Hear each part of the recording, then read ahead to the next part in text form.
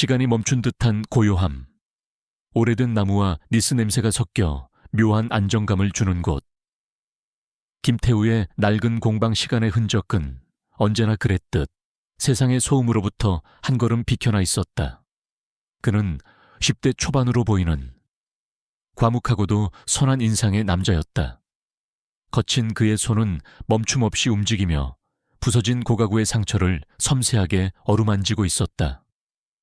그는 부서지고 잊힌 것들에게 다시금 숨결을 불어넣는 일을 하며 자신의 텅 빈 시간을 채워나가고 있었다. 그의 삶은 지독할 정도로 단조롭고 규칙적이었다. 매일 아침 같은 시간에 일어나 같은 메뉴로 아침 식사를 하고 공방문을 열으 해가 질 때까지 묵묵히 일했다. 그리고 저녁이면 공방 위 작은 다락방으로 올라가 홀로 저녁 식사를 하고 낡은 흑백 영화를 보다가 잠이 들었다. 그의 공간에는 시계의 초침 소리만이 유일한 말동무인 듯 언제나 깊은 정적이 감돌았다. 사람들은 그를 과거를 잃어버린 남자라고 불렀다. 10수년 전 큰 교통사고로 아내와 모든 기억을 잃었다는 것 외에는 아무도 그의 과거를 알지 못했다. 그 자신조차도. 그의 머릿속은 온통 안개로 가득 차 있었고 가끔씩 이유를 알 수 없는 극심한 두통과 함께 유리 깨지는 소리, 여자의 비명, 그리고 화약 냄새 같은 정체불명의 환각들이 파편처럼 그를 덮쳐오곤 했다. 의사는 사고 후유증으로 인한 외상 후 스트레스 장애라고 했지만 그는 그 고통이 단순한 후유증이 아닐지도 모른다고 막연히 느끼고 있었다. 그러던 어느 비 오는 저녁이었다. 하루 일과를 마치고 공방문을 닫으려던 태우는 처마 밑에서 가늘게 울고 있는 작은 고양이 한 마리를 발견했다. 고양이는 다리를 다쳤는지 절뚝거렸고 빗물에 흠뻑 젖어 오들오들 떨고 있었다. 태우는 잠시 망설였지만 이내 조용히 고양이를 안아들고 공방 안으로 들어왔다.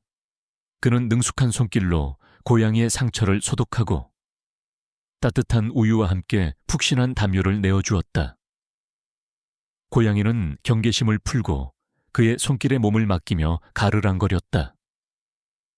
태우는 그런 고양이를 물끄러미 바라보며 아주 오랜만에 느껴보는 어떤 온기를 가슴속에서 느끼고 있었다. 고양이를 돌본 후 그는 자신의 작은 다락방으로 올라왔다. 그리고는 낡은 책상 서랍 깊숙한 곳에서 아주 오래된 사진 한 장을 꺼내 들었다. 그것은 그가 병원에서 깨어났을 때 그의 소지품 속에서 유일하게 발견되었던 물건이었다. 사진 속에는 젊은 시절의 자신으로 추정되는 한 남자와 해맑게 웃고 있는 아름다운 여인, 그리고 그 여인의 품에 안겨있는 작은 여자아이가 있었다. 하지만 사진은 너무나도 낡고 빛이 바래 그들의 얼굴은 마치 기억의 파편처럼 흐릿하게만 보였다. 그는 그들이 누구인지 전혀 기억하지 못했다. 하지만 사진을 볼 때마다 가슴 한구석이 아릿하게 저려오는 것을 느끼곤 했다. 마치 잃어버린 자신의 심장 조각이라도 되는 것처럼. 그는 차마 그 사진을 버릴 수가 없었다.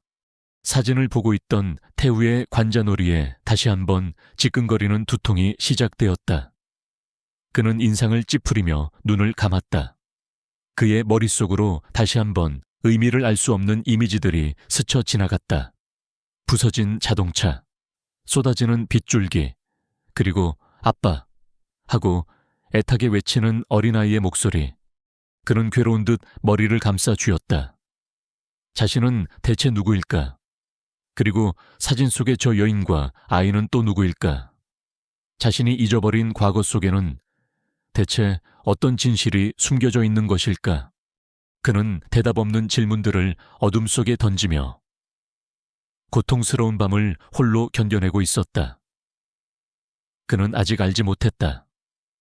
자신이 그토록 찾아 헤매던 과거의 조각들이 이제 곧 그의 멈춰버린 시간의 문을 두드리게 되리라는 것을, 그리고 그 문을 열고 들어올 낯선 손님이 그의 남은 인생을 송두리째 뒤흔들 거대한 폭풍의 시작이 되리라는 것을, 그의 고요하지만 위태로웠던 평화는 이제 그 끝을 향해 서서히 다가가고 있었다. 다음 날 오후, 김태우의 공방 시간의 흔적에 매달린 낡은 풍경 소리가 청가하게 울렸다. 태우는 작업하던 손을 멈추고 고개를 들었다. 문을 열고 들어선 것은 20대 초반으로 보이는 한 젊은 여성이었다. 그녀는 평범한 청바지에 티셔츠 차림이었지만 그녀의 곧게 편 자세와 절도 있는 걸음걸이, 그리고 무엇보다도 주변의 모든 것을 꿰뚫어 보는 듯한 예리하고 차가운 눈빛은 평범한 손님의 그것과는 거리가 멀었다. 여자는 공방 안을 둘러보지도 않고 곧장 태우가 있는 작업대 앞으로 다가왔다. 태우는 의아한 표정으로 그녀를 맞이했다. 어서 오십시오. 어떤 물건을 고치러 오셨습니까? 하지만 여자는 그의 질문에 대답하는 대신 한참 동안 그의 얼굴을 빤히 쳐다보았다. 그녀의 눈빛에는 어떤 감정도 담겨 있지 않아 오히려 그를 더욱더 불편하게 만들었다. 잠시 후 그녀가 마침내 입을 열었다. 그녀의 목소리는 그녀의 눈빛만큼이나 차갑고 건조했다. 오랜만이에요. 아빠. 태우는 순간 자신의 귀를 의심했다. 그는 평생을 혼자 살아왔고 그에게는 자식이 없었다. 아가씨, 사람을 잘못 보신 것 같습니다. 저는 자식이 없습니다. 태우는 당황하며 손을 내저었다. 하지만 여자는 조금도 물러서지 않았다. 그녀는 오히려 한숨을 내쉬며 마치 철없는 아이를 대하는 듯한 표정을 지었다. 아빠, 나 아직 기억 안 나요. 그녀의 목소리에는 희미한 원망과 함께 깊이를 알 수 없는 슬픔 같은 것이 담겨 있었다. 태우는 그녀의 그 알 수 없는 눈빛 앞에서 아무 말도 하지 못하고 그저 혼란스러운 표정을 지을 뿐이었다. 그녀가 답답하다는 듯 입고 있던 재킷의 소매를 무심코 걷어 올렸다. 바로 그 순간이었다. 태우의 눈에 그녀의 가느다란 팔뚝 안쪽에 새겨진 검은색 문신이 들어왔다. 그것은 장식용 문신이 아니었다. 번개와 칼을 움켜쥔 호랑이 머리. 대한민국 최정예 특수부대 중 하나를 상징하는 강렬하고도 위압적인 부대 마크였다. 태우의 머릿속이 섬광처럼 하얘졌다. 그는 말을 잃었다. 눈앞에 이 젊고 아름다운 여자가 어떻게 저런 무시무시한 특수부대 문신을 하고 있단 말인가? 그리고 왜 자신을 아빠라고 부르는 것일까? 그의 머릿속에서 어젯밤 그를 괴롭혔던 악몽의 파편들이 다시 한번 뒤섞이기 시작했다. 빗소리, 비명소리, 그리고 화약 냄새. 당신 대체... 태우가 간신히 목소리를 쥐어짜내어 물으려 했지만 여자는 그의 말을 가로막았다. 그녀는 공방 한쪽에 놓인 태우가 아내처럼 아끼던 낡은 난초 화분을 가리키며 말했다. 어머니가 좋아하시던 그 난초 아직도 키우고 계시네요. 태우는 다시 한번 충격에 휩싸였다. 자신이 이 난초를 왜 키우고 있는지도 기억하지 못하는데 그녀는 어떻게 그것을 알고 있단 말인가? 그리고 어머니라니. 그렇다면 서랍 속에 있던 그 낡은 흑백 사진 속의 여인이, 당신은 사진 속의 그 아이, 서연이, 태우는 자신도 모르게 한 번도 입 밖에 내본 적 없던 그 이름을 중얼거렸다. 그 이름을 말하는 순간 그의 머릿속에서 다시 한번 격렬한 두통이 몰아쳤다. 여자의 차가웠던 눈빛이 아주 미세하게 흔들렸다. 이제야 내 이름은 기억하시는군요. 그녀의 목소리에는 아주 희미하지만 분명한 안도감 같은 것이 섞여 있었다. 태우는 더 이상 아무것도 생각할 수 없었다. 지난 10수년간 그를 지탱해왔던 평온하고도 단조로웠던 세상이 김서연이라는 이름을 가진 이 낯선 딸의 등장과 함께 와르르 무너져 내리고 있었다. 자신이 알고 있던 모든 것이 거짓이었고 자신의 기억 너머에는 자신이 감당할 수 없는 거대한 비밀이 숨겨져 있다는 것을 직감했다. 그는 이제 더 이상 과거를 잃어버린 채 조용히 살아가는 골동품 수리공 김태우로 살아갈 수 없게 되었다. 그는 자신의 잃어버린 과거와 마주해야만 했고 자신의 딸이 왜 특수부대 문신을 하고 자신을 찾아왔는지 그리고 자신들의 삶을 이토록 망가뜨린 그 사고의 진실이 무엇이었는지를 밝혀내야만 했다. 공방 안에는 다시 무거운 침묵이 흘렀다. 태우는 말을 잃은 채 자신의 딸이라고 주장하는 낯선 여자를 그저 바라보고만 있었다.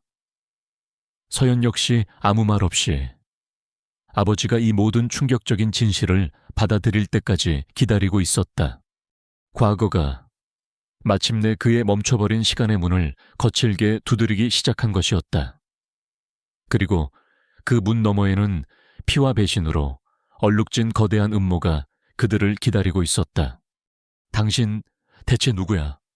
한참의 침묵 끝에 김태우가 간신히 쥐어짜내듯 물었다. 그의 목소리는 낯설게 떨리고 있었다.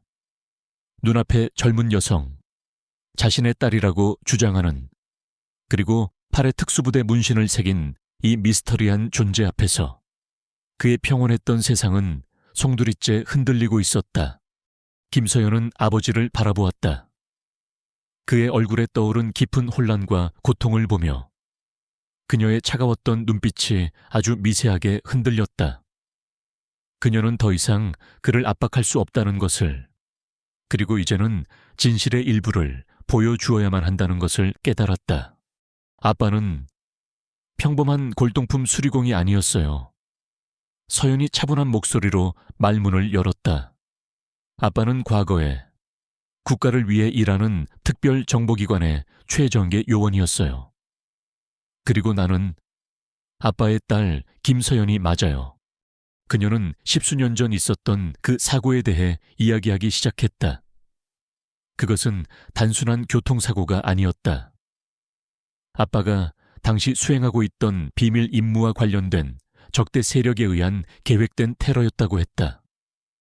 그 사고로 엄마는 그 자리에서 즉사했고 아빠는 모든 기억을 잃었으며 당시 어렸던 자신 역시 실종되어 죽은 것으로 처리되었다는 것이었다. 하지만 전 죽지 않았어요. 사고 현장에서 엄마의 동료였던 한 요원분에게 구출되어 비밀리에 다른 곳에서 길러졌어요. 그리고 아빠처럼 저 역시 그들을 따라 요원이 되었고요. 지난 몇 년간 저는 아빠를 찾아 헤맸어요. 그리고 마침내 이렇게 아빠를 다시 만나게 된 거예요. 그녀의 이야기는 한 편의 첩보 영화처럼 비현실적이었지만 태우는 이상하게도 그녀의 말을 완전히 부정할 수가 없었다. 그녀의 이야기가 자신이 매일 밤 꿔왔던 그 파편적인 악몽의 조각들과 기묘하게 맞춰 들어가는 듯한 느낌을 받았기 때문이었다. 서연은 자신의 목에 걸고 있던 작은 목걸이를 풀었다. 그리고 그 안에 들어있던 아주 낡고 작은 인식표 독탁을 꺼내 태우에게 건넸다. 인식표에는 김태우라는 이름과 함께 그가 기억하지 못하는 군번이 새겨져 있었다. 태우가 떨리는 손으로 그 차가운 금속 조각을 만지는 순간 그의 머릿속에서 다시 한번 섬광 같은 이미지들이 스쳐 지나갔다.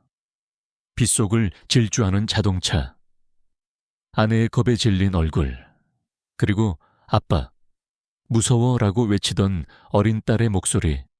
크윽. 그는 격렬한 두통과 함께 비명을 지르며 머리를 감싸 쥐었다. 서연은 황급히 그에게 다가가 그의 등을 토닥였다. 괜찮아요. 아빠, 괜찮아요. 너무 무리하지 마세요. 그녀의 목소리에는 처음으로 따뜻한 걱정이 묻어나오고 있었다. 하지만 그들의 재회는 그리 오래가지 못했다. 서연이 태우를 찾아왔다는 사실은 이미 그들을 감시하고 있던 세력의 귀에 들어간 후였다. 과거 태우를 배신하고 이 모든 비극을 만들어냈던 장본인인 최이사는 죽은 줄 알았던 그의 딸이 살아 돌아왔다는 사실에 경악했고, 즉시 자신의 부하들에게 서연을 제거하라는 명령을 내렸다. 태우와 서연이 공방 안에서 혼란스러운 대화를 나누고 있을 때였다. 갑자기 공방의 유리창이 쨍그랑 타는 소리와 함께 깨지며 검은색 복면을 쓴 괴한 몇 명이 안으로 들이닥쳤다. 그들의 손에는 날카로운 칼과 둔기들이 들려 있었다. 김서연, 순순히 우리와 함께 가는 게 좋을 거다. 한 괴한이 낮은 목소리로 위협하며 서연에게 다가왔다. 태우는 공포에 질려 딸의 앞을 가로막으려 했지만 그의 몸은 마음대로 움직여주지 않았다. 바로 그 순간이었다. 서연을 공격하려던 괴한의 등 뒤로 태우의 몸이 본능적으로 움직였다. 그의 머리는 여전히 혼란스러웠지만 그의 몸은 수십 년간 훈련받았던 전투 기술을 똑똑히 기억하고 있었다. 그는 옆에 있던 낡은 의자를 집어들어 괴한의 머리를 내리쳤고, 다른 괴한이 자신에게 달려들자 몸을 숙여 그의 공격을 피하며 동시에 그의 다리를 걸어 넘어뜨렸다. 그의 움직임은 군더더기 없이 강렬하고도 치명적이었고, 평범한 골동품 수리공의 그것이라고는 도저히 믿을 수 없는 것이었다. 괴한들은 예상치 못한 방역에 당황했다. 그들은 태우가 모든 기억을 잃고 평범하게 살아가고 있는 줄로만 알았지. 그의 몸속에 괴물 같은 전투 본능이 잠들어 있을 줄은 전혀 예상하지 못했던 것이다. 하지만 수적으로는 여전히 그들이 우세했다. 태우가 2명의 괴한을 상대하는 사이 다른 한 명이 서연의 등 뒤로 접근하여 그녀를 덮치려 했다.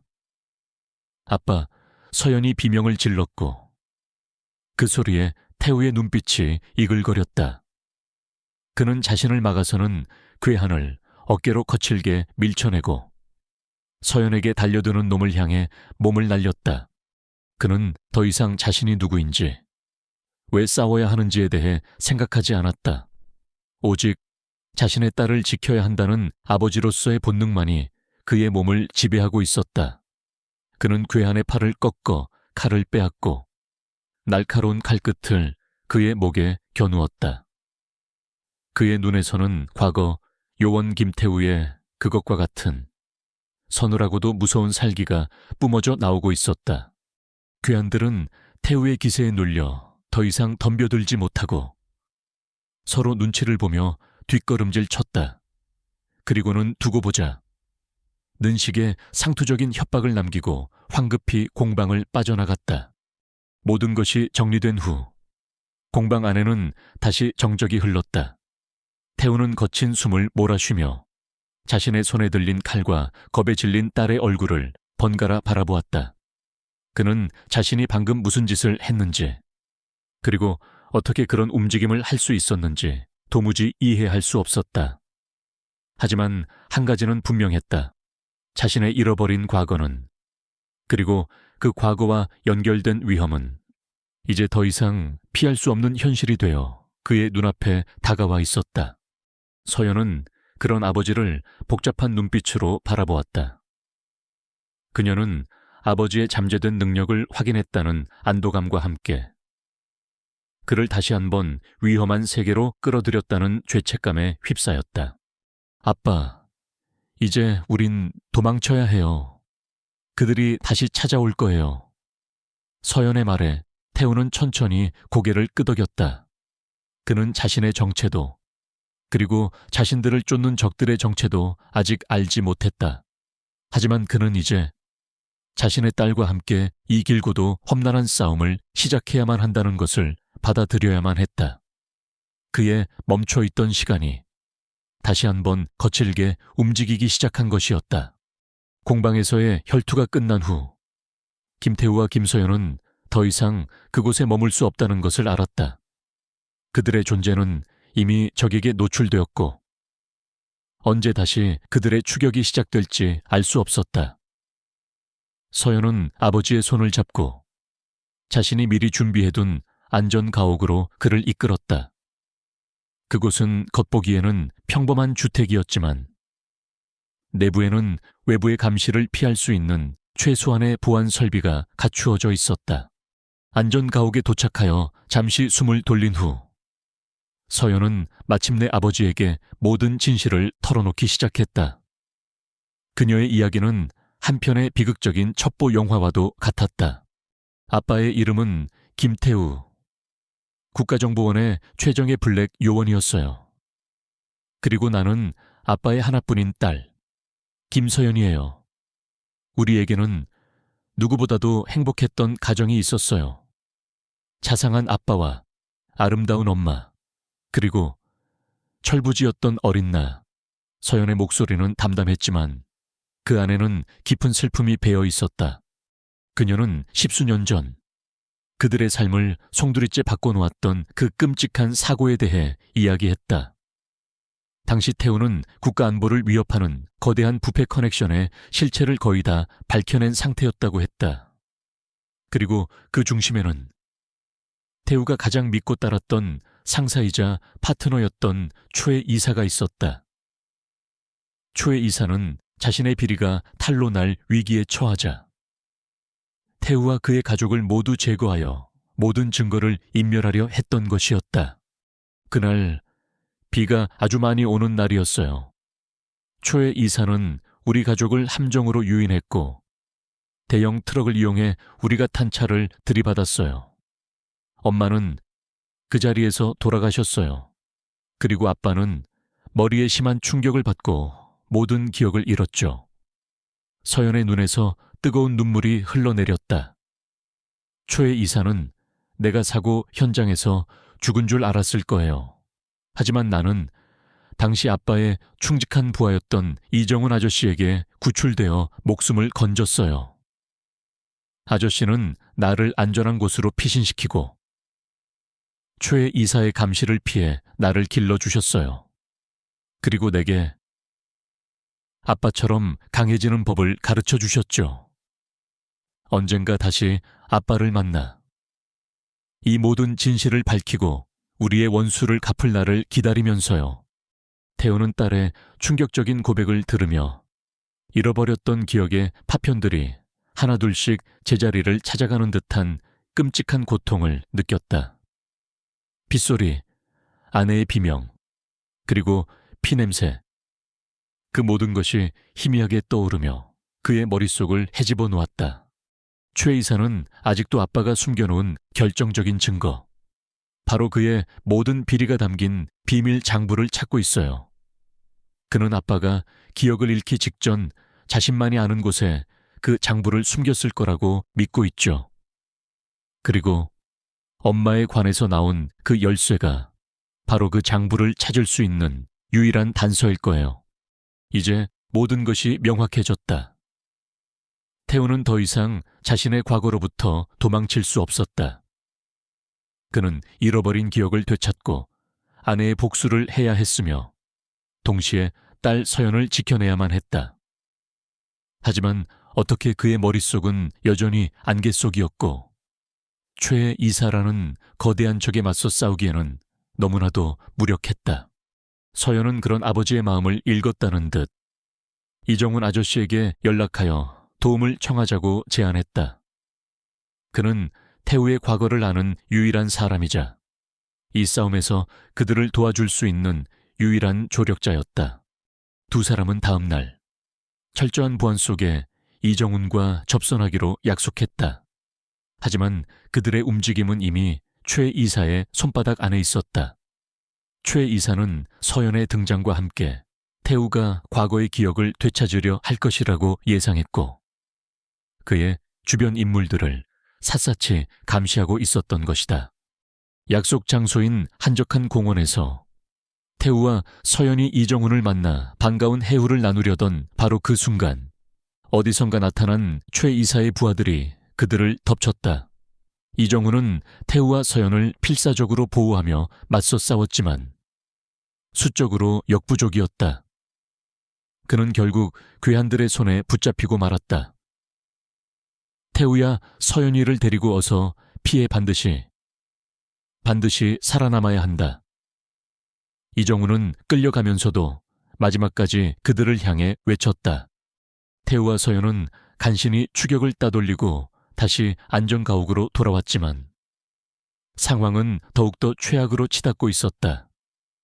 유일한 조력자마저 적의 손에 넘어간 것이었다.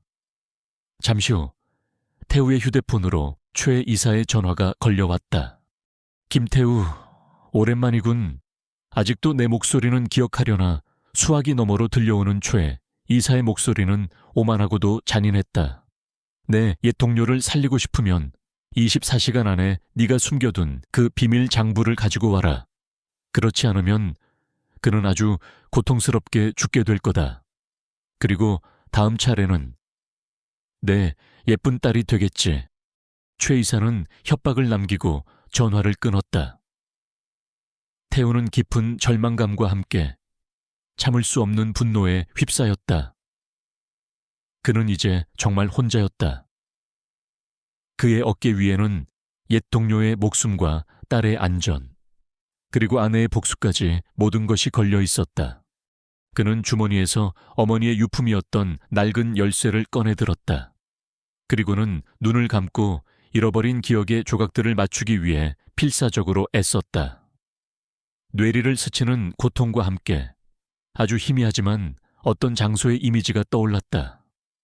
그가 아내와 함께 자주 갔었던, 그리고 그가 숨겨진 비밀을 간직하고 있을 법한 단 하나의 장소. 그의 눈이 번쩍 뜨였다. 그의 눈빛에는 더 이상 혼란이나 두려움은 없었다. 오직 모든 것을 걸고 마지막 싸움에 임하려는 한 남자의 비장한 결의만이 담겨 있을 뿐이었다. 그는 딸 서연을 바라보았다. 서연 역시 아무 말 없이 아버지의 결심을 지지하는 듯한 눈빛으로 그를 마주보고 있었다. 이제 그에게 남은 시간은 24시간. 그는 그 시간 안에 자신의 잃어버린 과거 속으로 들어가 이 지긋지긋한 악연을 끝내고 모든 것을 되찾아야만 했다. 그의 마지막 전쟁이 이제 막 시작된 것이었다. 24시간, 김태우와 김서연에게 남은 시간은 단 하루뿐이었다. 적의 심장부에서 옛 동료를 구해내고 동시에 아내의 복수와 딸의 미래를 되찾아야 하는 불가능에 가까운 임무였다. 하지만 태우의 눈에는 더 이상 과거의 혼란이나 두려움은 없었다. 오직 모든 것을 제자리로 돌려놓겠다는 강철 같은 의지만이 이글거리고 있었다. 그는 딸 서연과 함께 어머니의 유품이자 유일한 단서인 낡은 열쇠와 비밀 수첩을 다시 펼쳐보았다. 그는 잃어버린 기억의 조각들을 맞추기 위해 필사적으로 애썼다.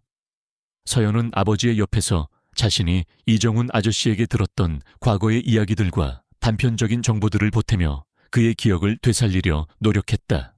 아빠, 이 지도에 표시된 장소 혹시 기억나는 곳 없어요?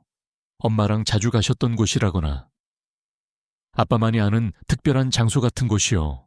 서연의 말에 태우는 수첩에 그려진 약도를 뚫어져라 쳐다보았다. 희미한 두통과 함께 그의 머릿속으로 어떤 낯익은 풍경이 스쳐 지나갔다.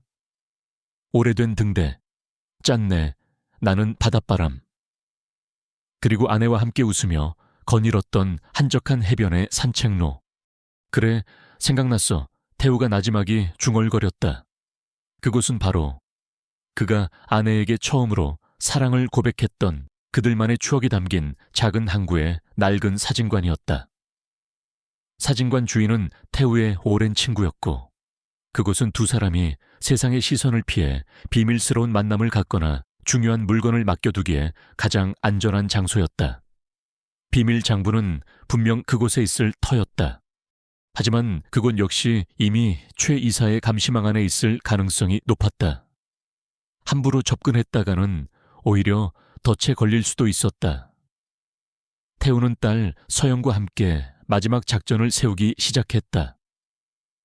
그의 머릿속에서는 과거 최정계 요원 시절의 기억과 전술들이 놀라운 속도로 되살아나고 있었다. 그는 먼저 최 이색에 연락하여 내일 정의 비밀 장부를 가지고 약속 장소로 가겠다고 통보했다. 그리고는 서연과 함께 밤새도록 무언가를 준비하기 시작했다. 다음날 정고, 약속 장소인 버려진 부두창고.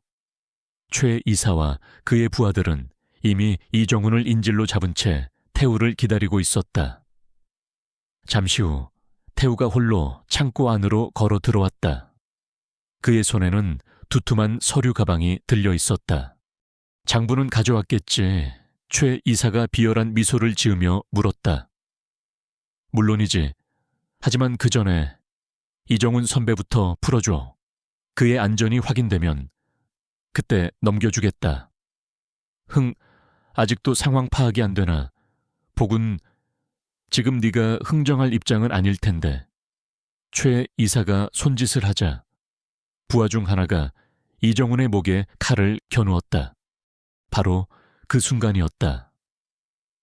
창고 밖에서 갑자기 여러 대의 차량이 급정거하는 소리와 함께 수십 명의 무장 경찰들이 창고를 포위하기 시작했다. 동시에 창고의 모든 스피커에서 날카로운 경고음과 함께 뉴스 속보가 흘러나왔다. 속보, 최 이사. 방산 비리 및 살인 교사 혐의로 긴급 수배, 전직 국정원 요원 내부 고발.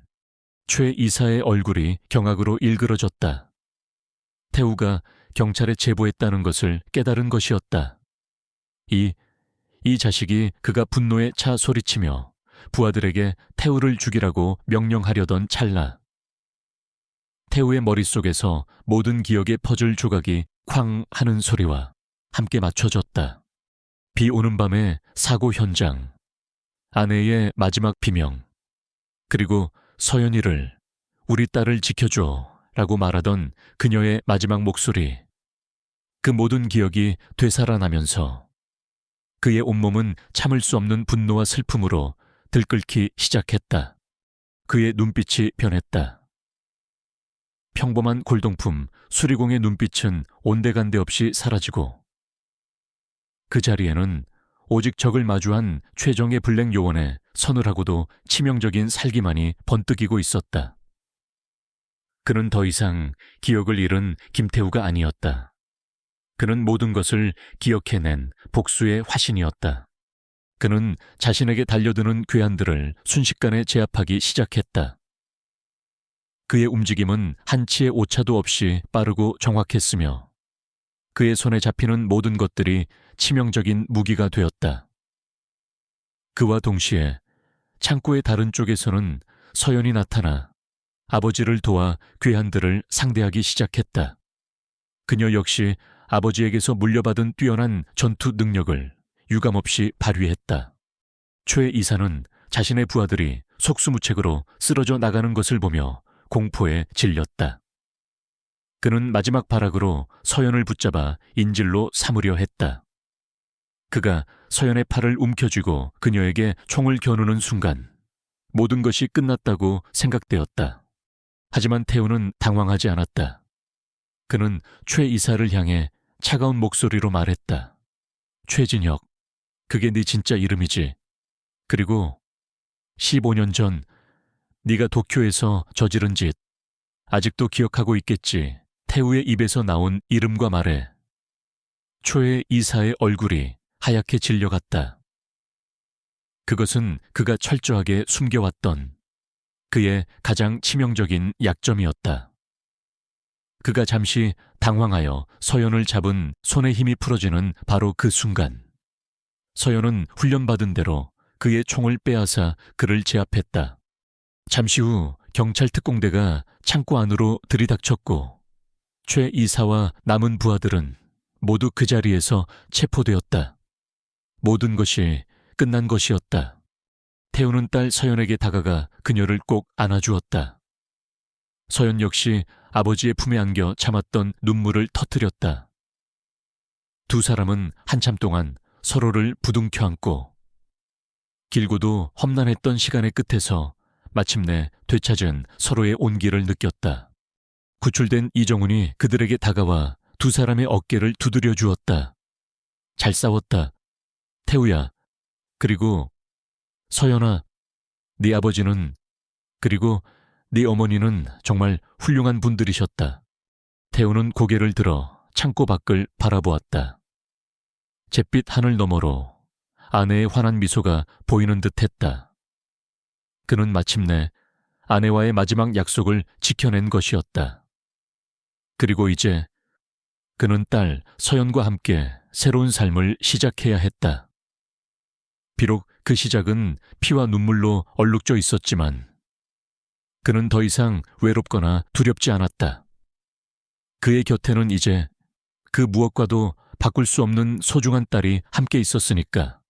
최 이사와 그의 조직이 일망타진된 후 대한민국은 거대한 스캔들의 소용돌이에 휩싸였다. 김태우가 목숨을 걸고 되찾은 비밀 장부는 단순한 비리 장부가 아니었다. 그 안에는 지난 10수년간 대한민국의 정치, 경제, 심지어는 안보까지 위협해온 거대한 부패 커넥션의 실체가 적나라하게 기록되어 있었다. 언론은 연일 이 사건을 대서특필했고 관련된 수많은 고위 인사들이 줄줄이 법의 심판을 받게 되었다. 그 과정에서 잊혔던 두 명의 이름이 다시 세상에 알려졌다.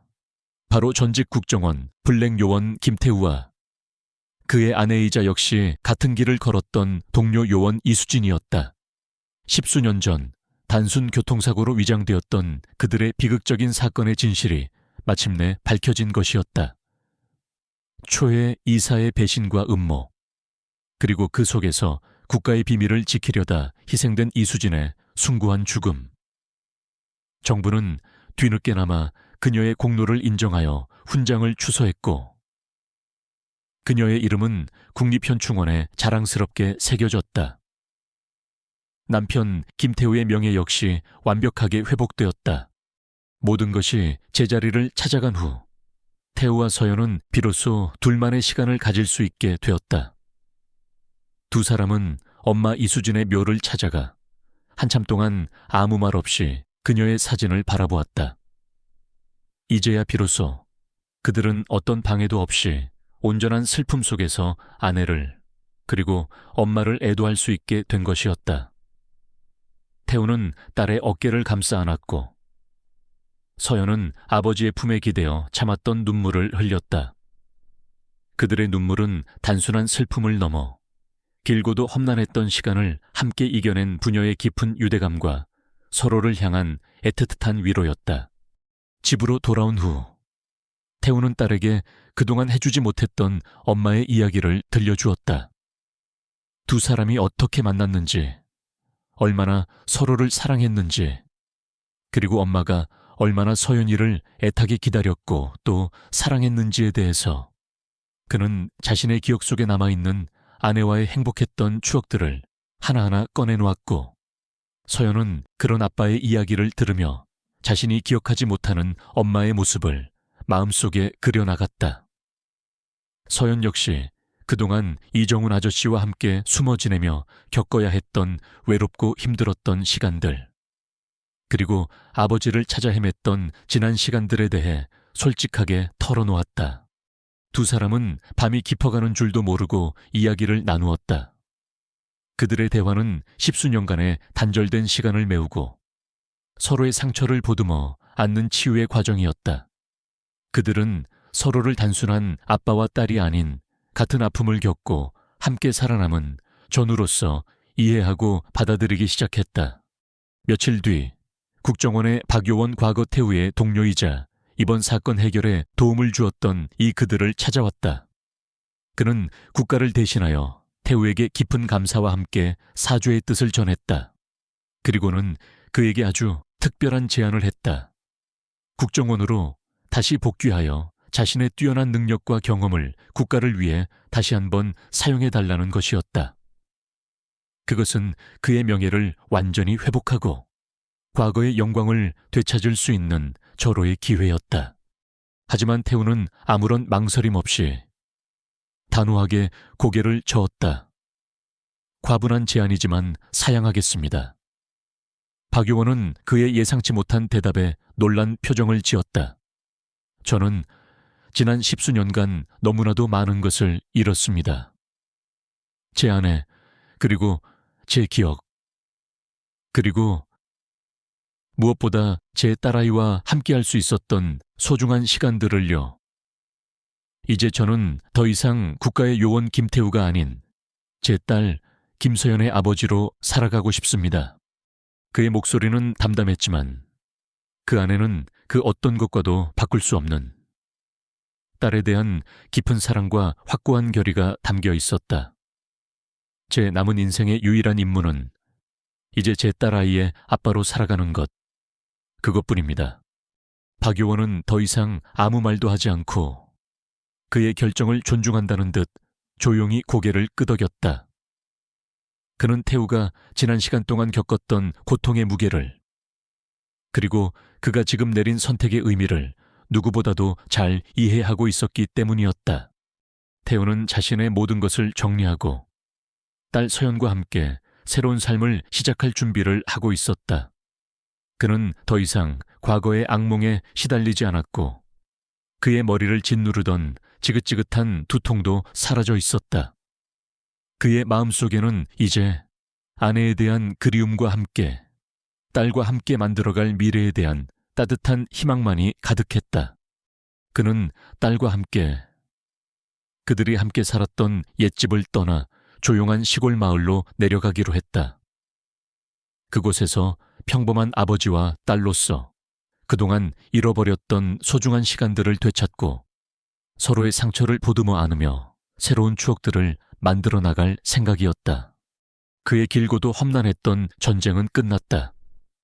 그리고 이제 그의 앞에는 새로운 평화가 기다리고 있었다. 그것은 그가 자신의 모든 것을 걸고 지켜낸 세상에서 가장 소중하고도 값진 평화였다. 그 후로 5년이라는 세월이 흘렀다. 강산도 변한다는 시간 속에서 한때는 서로를 알아보지 못한 채 총과 칼을 마주해야 했던 비극적인 부녀의 삶에도 많은 변화가 찾아왔다. 김태우와 김서연은 이제 푸른 산과 맑은 강이 흐르는 조용한 시골 마을에서 서로에게 없어서는 안 될 유일한 가족이 되어 평온한 나날을 보내고 있었다. 태우는 예전처럼 마을 어귀에서 작은 골동품 수리공방 시간의 흔적을 운영하고 있었다. 하지만 이제 그의 공방은 더 이상 과거로부터 도망치기 위한 도피처가 아니었다. 그것은 그가 진정으로 사랑하는 일을 하며 마음의 평화를 찾는 소중한 공간이 되어 있었다. 그의 얼굴에서는 더 이상 과거의 그늘이나 고독감을 찾아볼 수 없었고 대신 잔잔한 미소와 함께 삶에 대한 깊은 연륜과 여유가 묻어 나왔다. 그를 괴롭혔던 지긋지긋한 두통과 악몽도 이제는 완전히 사라져 있었다. 서연 역시 더 이상 과거의 아픔에 갇혀 있지 않았다. 그녀는 아버지의 곁에서 평범한 20대 아가씨로서의 삶을 마음껏 누리고 있었다. 그녀는 대학에 들어가 미술사를 전공하며 새로운 꿈을 키워나갔고 주말이면 아빠의 공방 일을 돕거나 함께 낚시를 가며 소소한 행복을 즐겼다. 한때는 세상을 향해 나를 세웠던 그녀의 차가운 눈빛은 이제 아버지를 향한 따뜻한 애정과 미래에 대한 희망으로 가득 차 있었다. 그녀가 그토록 원했던, 그리고 그녀의 어머니가 그토록 바랐던 평범한 삶이 마침내 그녀에게 찾아온 것이었다. 두 사람의 관계는 그 어떤 부녀보다도 더 끈끈하고 특별했다. 그들은 함께 밥을 먹고 함께 웃고 때로는 함께 아파하며 지난 10수년간의 단절된 시간들을 서로의 사랑으로 채워나가고 있었다. 태우는 딸에게 자상한 아버지였고 서연은 그런 아버지를 세상에서 가장 존경하고 사랑하는 딸이었다. 어느 비 오는 저녁, 부녀는 공방 한쪽에 있는 작은 거실에서 따뜻한 차를 마시며 조용한 시간을 보내고 있었다. 태우는 서재 깊숙한 곳에서 아주 오랫동안 간직해왔던 낡은 사진 앨범 하나를 꺼내왔다. 그 앨범은 과거 이정훈이 보관하고 있다가 모든 사건이 끝난 후 태우에게 건네준 것이었다. 그 안에는 태우가 잃어버렸던, 그리고 서연이 기억하지 못했던 가족의 행복한 시간들이 고스란히 담겨 있었다. 태우는 앨범의 첫 장을 넘겼다. 빛바랜 사진 속에는 앳된 얼굴의 자신과 세상에서 가장 아름다운 미소를 짓고 있는 아내 이수진, 그리고 갓 태어난 서연을 품에 안고 있는 모습이 담겨 있었다. 서연아, 이게 네가 태어난 날 찍은 첫 가족 사진이란다. 내 엄마가 너를 얼마나 기다렸고 또 얼마나 사랑했는지. 아빠는 아직도 그날을 잊을 수가 없어. 태우는 딸에게 기억 속 아내의 이야기를 하나하나 들려주기 시작했다. 그녀가 좋아했던 음식, 그녀의 웃음소리, 그리고 그녀가 얼마나 서연이를 자랑스러워했는지에 대해서 서연은 아빠의 이야기를 들으며 자신이 한 번도 본 적 없는 엄마의 모습을 마음속에 그려나갔다. 그녀의 눈에서는 뜨거운 눈물이 흘러내렸지만 그것은 슬픔의 눈물이 아니었다. 그것은 뒤늦게나마 엄마의 사랑을 확인하는 감사와 행복의 눈물이었다. 앨범의 마지막 장에는 서랍 속에 있던 바로 그 사진이 붙어 있었다. 이제는 더 이상 흐릿하지 않았다. 사진 속 젊은 시절의 태우와 아내 수진, 그리고 아기 서연의 얼굴이 선명하게 빛나고 있었다. 엄마, 정말 예쁘셨네요. 서연이 나지막이 말했다. 태우는 그런 딸의 모습을 사랑스럽게 바라보며 그의 얼굴에 아주 오랜만에 진심에서 우러나오는 환한 미소가 떠올랐다. 그래, 내 엄마는 세상에서 가장 아름다운 사람이었지. 그리고 너는 그런 엄마를 꼭 닮았단다. 두 사람은 한참 동안 말없이 앨범을 바라보았다. 창밖으로는 부드러운 봄비가 내리고 있었고 공방 안은 따뜻한 온기와 함께 두 사람의 조용한 사랑으로 가득 차 있었다. 과거의 아픔은 이제 더 이상 그들을 괴롭히지 않았다. 그들은 마침내 과거와 화해했고 서로의 상처를 보듬어 안으며 새로운 미래를 향해 나아갈 준비가 되어 있었다. 그들의 잃어버렸던 시간은 되돌릴 수 없었지만 그들에게는 앞으로 함께 만들어갈 더 많은 시간들이 남아 있었다. 그리고 그 시간들은 분명 그 어떤 과거보다도 더 따뜻하고 행복한 기억들로 채워져 나갈 터였다. 김태우와 김서연, 두 사람의 진짜 가족 이야기는 이제 막 가장 아름다운 페이지를 넘기고 있었다. 독자 여러분께 지금까지 아빠, 나 아직 기억 안 나요. 그녀의 눈빛이 냉정했다. 팔에 특수부대 문신을 본 순간 나는 말을 잃었다. 라는 미스터리한 제목의 이야기를 끝까지 함께 해주셔서 진심으로 감사드립니다. 이 이야기는 잃어버린 기억과 숨겨진 과거라는 무거운 소재를 통해 모든 것을 잃어버린 한 남자가 딸과의 재회를 통해 자신의 정체성과 삶의 의미를 되찾아가는 과정을 그리고자 했습니다. 주인공 김태우 씨와 그의 딸 김서연 양이 겪어야 했던 시련과 아픔은 지독했지만 그들은 결국 서로에 대한 사랑과 믿음으로 모든 역경을 이겨냈습니다.